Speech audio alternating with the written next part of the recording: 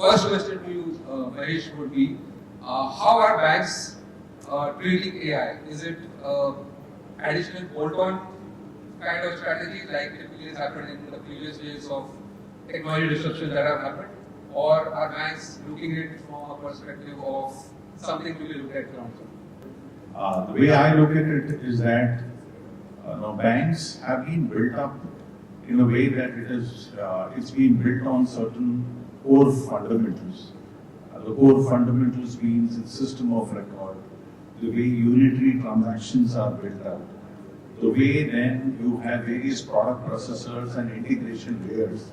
All of them are orchestrating itself towards the channels, which essentially is effectively either internal facing or facing off to the customers.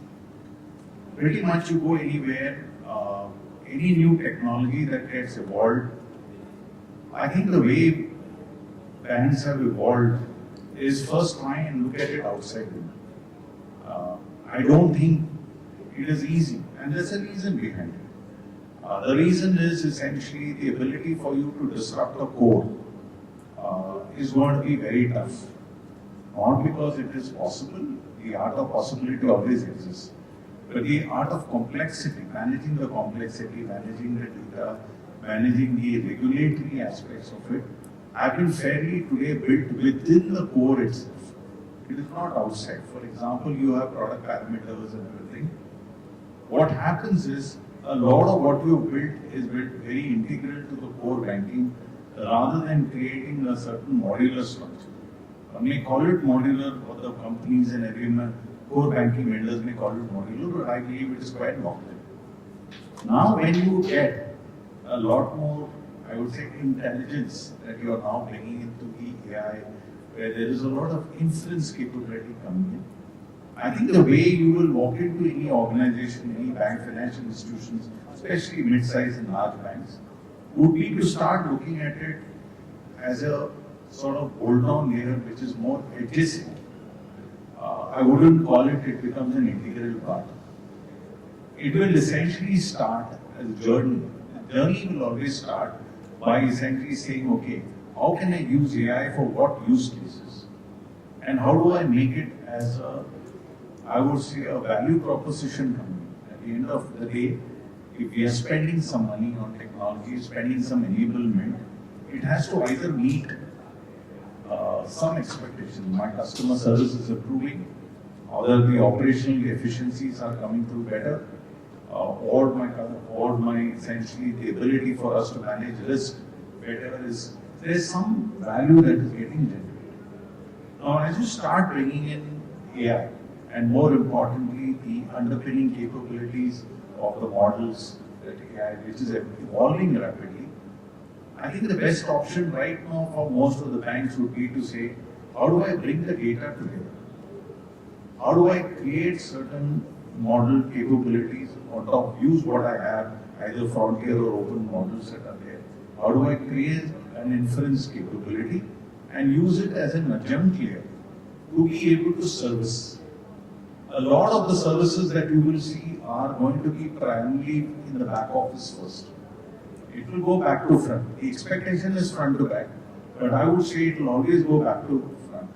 Where? Because today this data would need to be first sanitized. The quality of the data needs to be fairly pristine, because your model, and then you also need to put the right kind of model governance on top of it to be able to make sure that what you finally predict and converting the predictable nature of transaction to the way the deterministic, the probabilistic, how do you converge?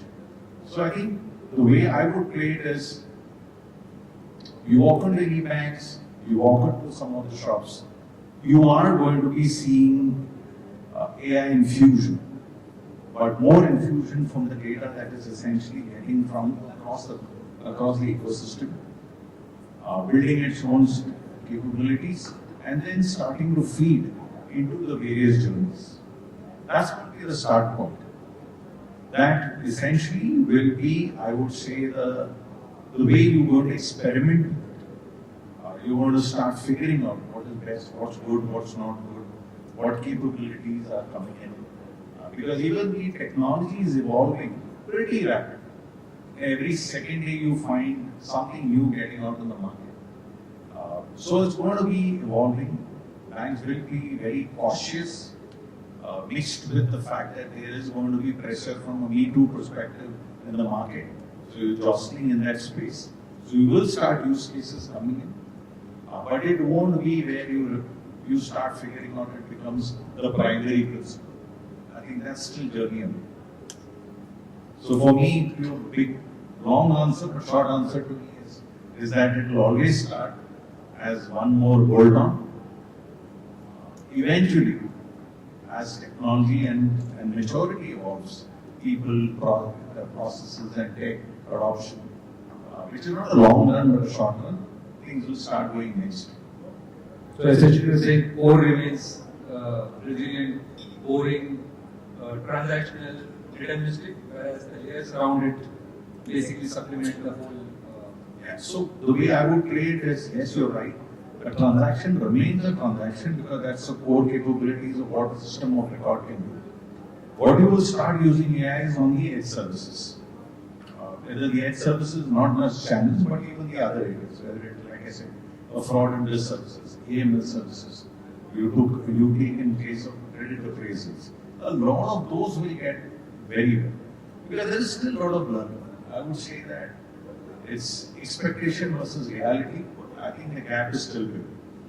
So to be able to just set out something and spend is going to be a bit of a burden. So that's not going to be easy to do.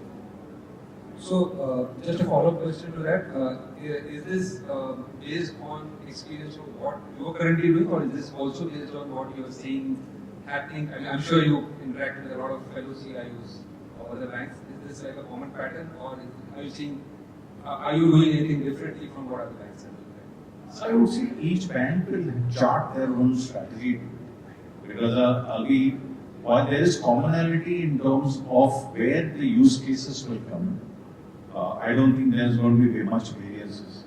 How you adapt and adopt it into your various journeys will probably change for sure. But what is going to be important is how the organization's business strategy and the willingness of that organization to fund the change. I use the word fund the change because none of this is FOC.